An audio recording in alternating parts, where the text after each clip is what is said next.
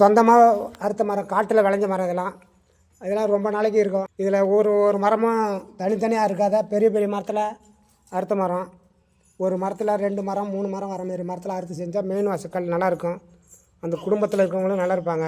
தனி மரத்தில் காற்றடிச்சு விழுந்த மரம், எரிஞ்சு போன மரம், பட்டு போன மரம், இடி விழுந்த மரம், இதெல்லாம் வாசக்கால் சேனல் செய்யக்கூடாது. வீட்டுக்கு ஆகாது. அதெல்லாம் பார்த்து வேலை செய்கிறதுனால 3-4 தலைமுறையாக வேலை செய்கிறதுனால இந்த வேலையை நான் செஞ்சுக்கிட்டே இருக்கிறேங்க இவ்வளோ நாளாக. இன்னும் வரைக்கும் செஞ்சு, நான் செஞ்சு, எங்கள் தம்பி செஞ்சு, எங்கள் அப்பா செஞ்சு, தாத்தா காலத்துலேருந்து 3-4 தலைமுறையாக இந்த வேலை செஞ்சுக்கிட்டே இருக்கிறேன். என் காலத்தோடு இந்த வேலை முடியும். இது வரைக்கும் நல்லபடியாக நல்லபடியாக இருக்கிறாங்க எல்லோரும். 50 வருஷமாக வேலை செஞ்சார். நான் 45 வருஷமாக வேலை செய்கிறேன். இப்போ எனக்கு அடுத்தது எங்கள் பையன் செய்கிறான். அடுத்தது அவ்வளோதான் எங்கள் தலைமுறையில். இது வரைக்கும் நாங்கள் செஞ்சு நல்லா தான் இருக்கிறாங்க. ஒரு ஃபெயிலரும் அவ்வளோ 1972 செஞ்ச வீடு அப்படியே இருக்குது. அதுக்கு பக்கத்தில் வேலை செஞ்சுட்டு இருக்கிறோம். இன்னும் செஞ்சுக்கிட்டு தான் இருக்கிறோம்.